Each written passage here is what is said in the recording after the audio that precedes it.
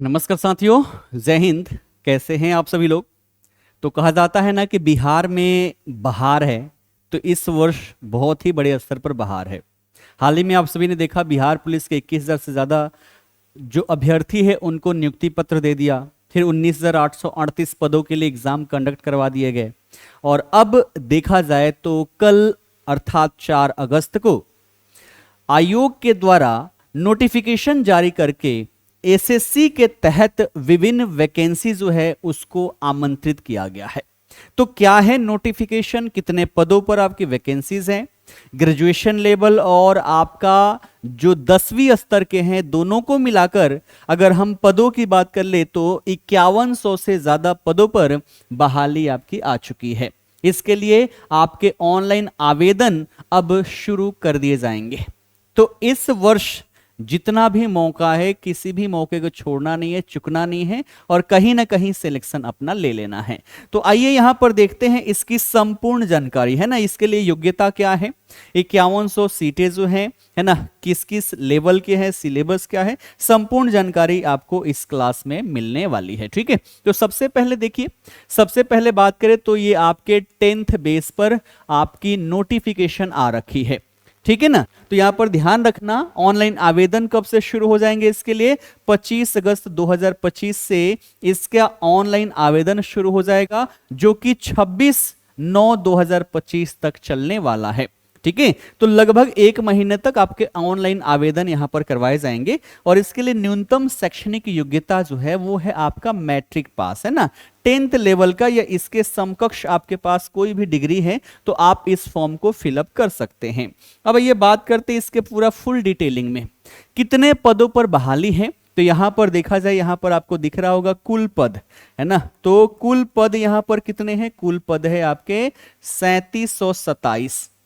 और आप सबको पता ही है कि जो महिला अभ्यर्थी है, महिला अभ्यर्थी के लिए 35% 36 आरक्षण है, अर्थात इसमें से 1216 पद जो है केवल महिलाओं के लिए है। तो महिलाओं के लिए तो जम के बहार है भैया, 36 आरक्षण है, इसमें एक भी पुरुष नहीं जाएगा। और ये केवल ध्यान रखना, ये केवल बिहार की महिला के लिए ही है ना। कोई बाहरी स्टेट की महिला है तो उनके लिए कहां पर, तो जनरल में आएंगे। ठीक है ना। लेकिन बिहार की जो भी महिला हैं, ये 3727 पदों में से 1216 पद जो हैं ये केवल महिलाओं के लिए हैं। ठीक है, क्लियर। अगर जातिवार देखें तो यहां पर जनरल के लिए 1700 पद है, जिसमें से 590 महिलाओं के लिए है।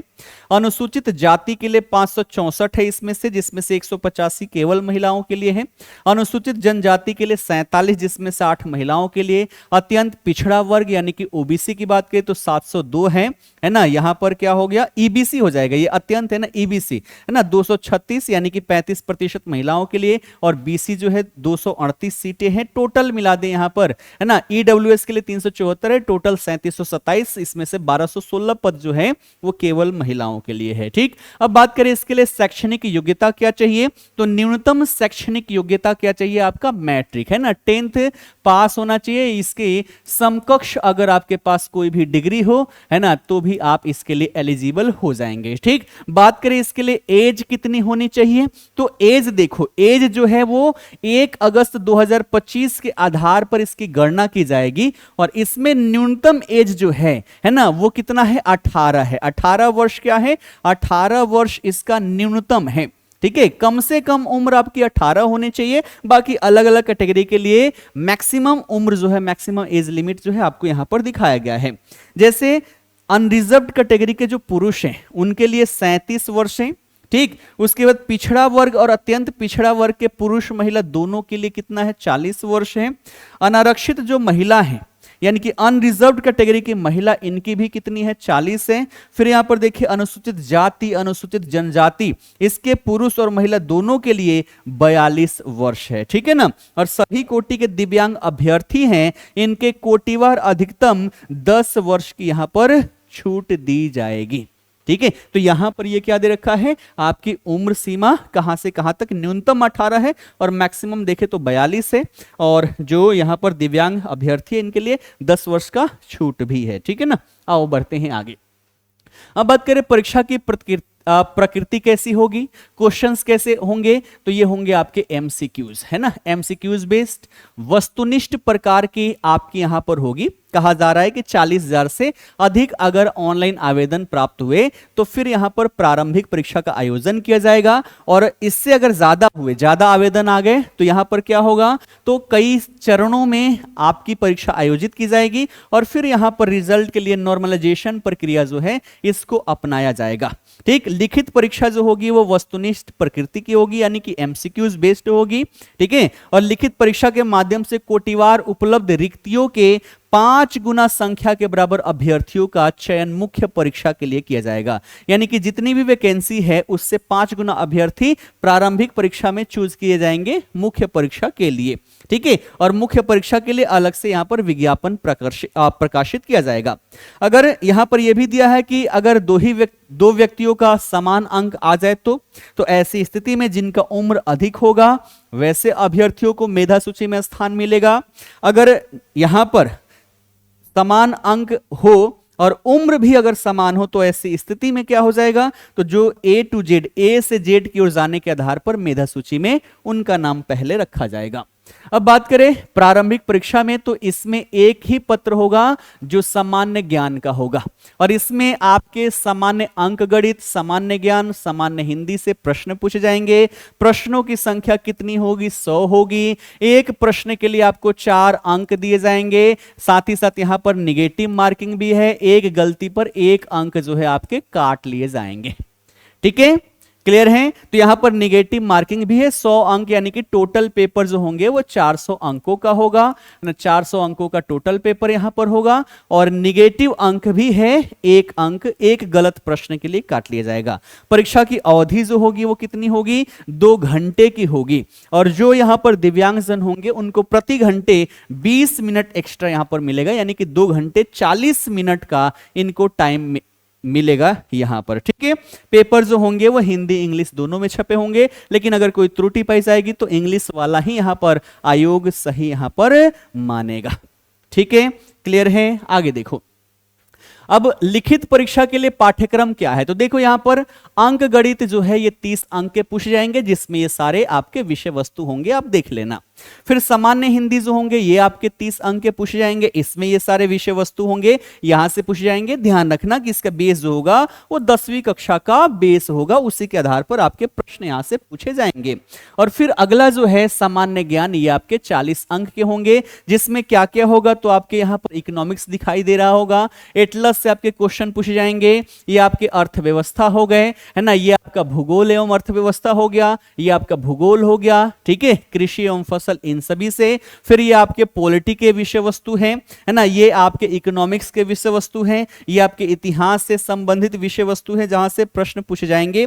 उसके बाद ये साइंस वाला है ना, जिसमें प्रकाश प्रवर्तन, यानी कि ये सारे जो है जितने, ये सारे लेवल क्या होंगे, आपके 10th लेवल के होंगे, जहां से क्वेश्चंस आप सभी के पूछे जाएंगे। और इसके साथ साथ करेंट अफेयर के भी क्वेश्चंस यहां पर देखने को मिलेगा। तो 30 40 अंक के आपके पेपर होंगे, 30 अंक गणित के, 30 अंक सामान्य हिंदी के, और 40 अंक जो होंगे वो जीके जीएस के आपके क्वेश्चंस पूछे जाएंगे। ठीक है, क्वालिफाइंग मार्क्स की बात कर ले, क्वालिफाई कितने पर करोगे, तो जो अनरिजर्व्ड वाले हैं कम से कम 40% मार्क्स होने चाहिए, पिछड़े वर्ग के लिए 36.5%, अत्यंत पिछड़े वर्ग के लिए 34%, ठीक है, अनुसूचित जाति अनुसूचित जनजाति के लिए 32%, महिलाओं के लिए 32%, और दिव्यांग जो है उनके लिए भी 32% है। ये आपके क्वालिफाइंग मार्क्स है। ठीक है, उसके बाद परीक्षा शुल्क की बात करें, परीक्षा शुल्क इसके लिए क्या आपको देना होगा, है ना, तो देखो अगर यहां पर बात करें परीक्षा शुल्क की, तो सामान्य वर्ग यानी कि जनरल, पिछड़ा वर्ग और अत्यंत पिछड़ा वर्ग के जो पुरुष अभ्यर्थी हैं इनसे 540 रुपए लिए जाएंगे। अनुसूचित जाति अनुसूचित जनजाति जो बिहार के स्थायी निवासी हैं इनसे 135 रुपए। सभी श्रेणी के दिव्यांगों के लिए, है ना, अनुसूचित जनजाति और जाति के समान 135 रुपए लिए जाएंगे। सभी श्रेणी की महिलाओं के लिए, सिर्फ वैसी महिलाओं के लिए जो बिहार की अस्थायी निवासी है, इनका 135 रुपए है। हैं, और बिहार राज्य के बाहर जितने भी पुरुष महिला हैं इन सभी के लिए 540 रुपए लिए जाएंगे। और ध्यान रखना, इसके ऊपर जो आपसे प्रोसेसिंग फीस लिया जाएगा, सर्विस टैक्स लिया जाएगा, वो आपको ही यहां पर देना होगा, यानी कि इससे भी ऊपर कुछ रुपए जाएंगे, वो भी आप ही को यहां पर पे करना है। ठीक है, तो ये हो गया हमारा कौन सा, ये हो गया 10th लेवल का, इतने बड़े स्तर पर वैकेंसी है, इसका आप सभी अवश्य ही लाभ उठाएं, मेहनत करें और यहां पर सिलेक्ट हो। ठीक, अब बात करें इसके लिए आवेदन कब से भरे जाएंगे, तो 25 अगस्त से आपके ऑनलाइन शुरू हो जाएंगे और 24 सितंबर तक आपसे ऑनलाइन आवेदन, है ना, ये परीक्षा शुल्क जमा करने की तिथि जो है वो 24 तक है, और ऑनलाइन आवेदन भरने की अंतिम तिथि जो है वो आपका 26 तारीख है। ठीक है, तो 25 से शुरू हो जाएगा, सभी लास्ट डेट का वेट मत करना, पहले ही यहां पर फॉर्म डाल देना। अब बात करें ये आपका जिसे कहते हैं हम CGL, ठीक है, यानी कि जो हमारा यहां पर क्या हो गया, जो ग्रेजुएशन लेवल है, ग्रेजुएशन लेवल के भी यहां पर जो वैकेंसीज है इसको आमंत्रित किया गया है। ठीक, आओ इसके संदर्भ में हम देखते हैं कि CGL को लेकर यहां पर क्या विज्ञापन यहां पर आया हुआ है। ठीक है, देखो इसके भी फॉर्म भरे जाएंगे 18 अगस्त से और 17 सितंबर तक इसके फॉर्म भरे जाएंगे, तो 18 अगस्त से इसके भी ऑनलाइन शुरू हो जाएगा। और इसके बारे में देखते हैं कि क्या क्या यहां पर दिया गया है। सबसे पहले बात करें कुल पद कितने हैं, 1481। अगर बात करें कुल पद, तो कुल पद कितने हैं यहां पर, कुल पद है 1481, और आप सबको पता ही है महिलाओं के लिए, तो महिला जो है इनके लिए यहां पर भी 35% 36 आरक्षण है, यानी कि इसमें से 510 सीट जो है वो किसके लिए है, महिलाओं के लिए है। जनरल के लिए है आपका 825, है ना, अनरिजर्व्ड, अनुसूचित जाति के लिए 143, अनुसूचित जनजाति के लिए 19, अत्यंत पिछड़ा वर्ग के लिए 186, पिछड़ा वर्ग के लिए 183, है ना, पिछड़े वर्ग की महिला के लिए 16, ईडब्ल्यूएस के लिए 149, टोटल 1481 पदों पर वैकेंसी आई है, जो आपकी CGL है ना, CGL है ना, यानी कि ग्रेजुएशन लेवल का है। ठीक है, और 35% महिलाओं के लिए है। अब आइए इसके संदर्भ में क्या क्या यहां पर डेटा है। सबसे पहले एज लिमिट की बात कर लें, तो ये भी एज जो है ये 1 अगस्त 2025 से काउंट किया जाएगा। ठीक है, और अगर बात करें यहां पर न्यूनतम, तो न्यूनतम जो है वो है आपका 21 वर्ष, है ना। इसके लिए न्यूनतम आपकी एज कितनी होनी चाहिए, तो न्यूनतम एज जो होनी चाहिए वो 21 वर्ष होनी चाहिए। और अधिकतम की बात करें तो अनरिजर्व्ड पुरुष का 37 वर्ष, पिछड़ा वर्ग अत्यंत पिछड़ा वर्ग पुरुष महिला दोनों के लिए 40 वर्ष है, अनारक्षित महिला के लिए देखा जाए तो 40 वर्ष, अनुसूचित जाति अनुसूचित जनजाति के पुरुष महिला दोनों के लिए यहां पर 42 वर्ष है, और सभी कोटि के दिव्यांग अभ्यर्थी है इनको अतिरिक्त 10 वर्ष की यहां पर छूट दे दी जाएगी। तो ये हो गई आपकी उम्र सीमा। परीक्षा की प्रकृति देखें तो यहां पर भी क्या होगा, वस्तुनिष्ठ होगा, ऑब्जेक्टिव प्रकार से आपके पेपर यहां पर लिए जाएंगे, है ना। और यहां पर भी सेम है कि 40,000 से ज्यादा आवेदन होंगे तो इसके लिए प्रारंभिक परीक्षा का आयोजन करवाया जाएगा, एक से ज्यादा, है ना, मतलब ज्यादा यहां पर आवेदन आ गए तो एक से ज्यादा शिफ्ट में पेपर करवाया जाएगा, और फिर नॉर्मलाइजेशन के आधार पर आपके रिजल्ट यहां पर जारी की जाएगी। यही बात यहां पर भी लिखा हुआ है। ठीक है, उसके बाद अगर आगे हम बात करें, है ना, तो प्रारंभिक परीक्षा की बात करें तो प्रारंभिक परीक्षा में एक पत्र जो होगा वो सामान्य ज्ञान का होगा, और इसमें विषय कौन कौन से होंगे, तो पहला होगा सामान्य अध्ययन का, दूसरा सामान्य विज्ञान एवं गणित का, और तीसरा जो है मानसिक क्षमता जांच, है ना, यानी कि रीजनिंग हम कह दें, comprehension, logic, reasoning, mental ability आपकी टेस्ट की जाएगी। और यहां पर जो क्वेश्चंस होंगे बहुविकल्पीय यानी कि MCQs प्रकार के होंगे। ठीक, प्रश्नों की संख्या जो होगी यहां पर कितनी होगी, 150 होगी, तो प्रश्न यहां पर प्रश्न कितने होंगे, 150, प्रश्नों की संख्या कितनी है, 150 है। उसके बाद बात करें एक प्रश्न के लिए आपको 4 अंक दिए जाएंगे, यानी कि टोटल कितने का हो जाएगा, तो 600 अंक के आपके यहां पर पेपर लिए जाएंगे। यहां पर भी निगेटिव मार्किंग है ना, यहां पर भी क्या है, निगेटिव मार्किंग है, कितना, तो एक गलत के लिए 1 अंक जो है 1 अंक आपसे काट लिए जाएंगे। ठीक है, तो यहां पर प्रश्नों की संख्या 150 है, 4 अंक आपको एक प्रश्न के सही उत्तर पे मिलेंगे, और 1 अंक की कटौती कर दी जाएगी अगर गलत होगा तो। यहां पर अगर हम समय की बात करें तो समय जो है आपका 2 घंटे 15 मिनट की है ना, 2 घंटे 15 मिनट आपको यहाँ पर समय मिलने वाला है, ध्यान रखना, ठीक है। और प्रश्न जो होंगे वो हिंदी और अंग्रेजी दोनों में ही होंगे, और अगर कहीं किसी प्रश्न में त्रुटि पाई जाती है तो इंग्लिश वाले को ही यहाँ पर मान्य किया जाएगा, ऐसा यहाँ पर वर्णन किया गया है, ठीक है। इसके साथ साथ ये ध्यान रखना कि इस परीक्षा में आपको पुस्तक ले जाने की भी अनुमति दी जाएगी।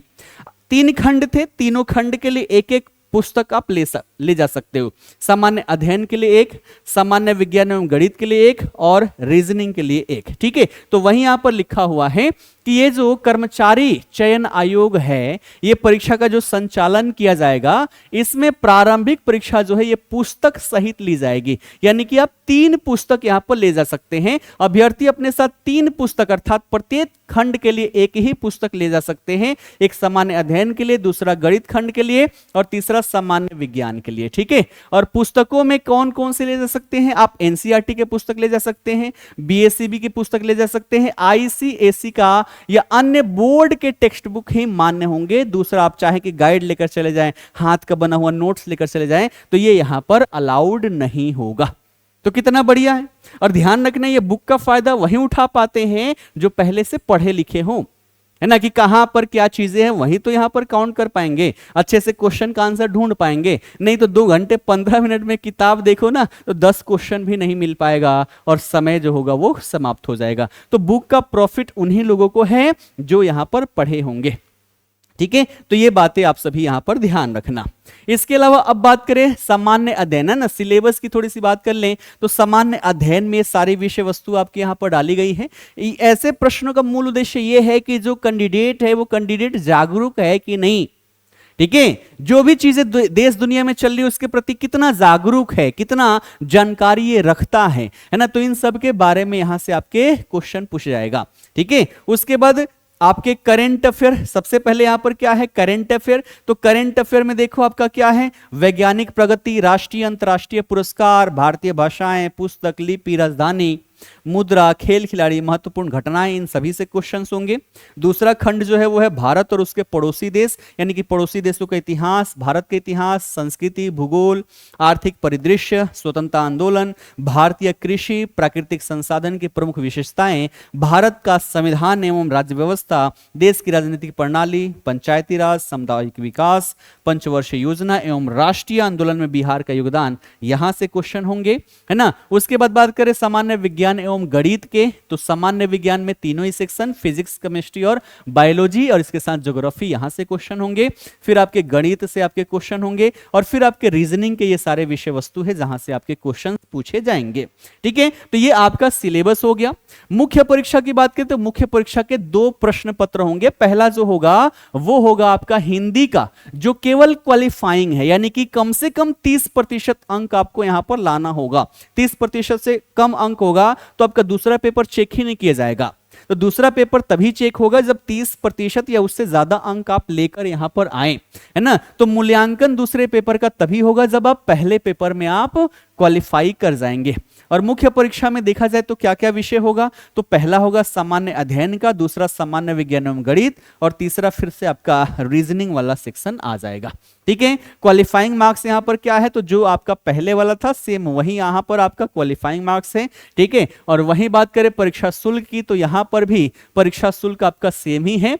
जो सामान्य वर्ग, पिछड़ा वर्ग, अत्यंत पिछड़ा वर्ग के पुरुष अभ्यर्थी जो हैं यहां पर 540 रुपए लिए जाएंगे। अनुसूचित जाति, अनुसूचित जनजाति जो बिहार के स्थायी निवासी 135, फिर आपका सभी श्रेणी के दिव्यांगों के लिए 135, है ना। उसके बाद सभी श्रेणी की महिलाओं के लिए 135, और अन्य स्टेट के पुरुष महिला दोनों के लिए 540 रुपए। बाकी सर्विस टैक्स, प्रोसेसिंग चार्ज आपको अलग से देना पड़ेगा, ठीक है, क्लियर है। उसके बाद यहां पर बात करें कि कब से ये फॉर्म भरे जाएंगे, तो 18 अगस्त से आपके ऑनलाइन आवेदन आमंत्रित किए जाएंगे। परीक्षा शुल्क आप 17 सितंबर तक जमा कर पाएंगे, और फिर ऑनलाइन आवेदन की अंतिम तिथि जो है वो 19 सितंबर तक है।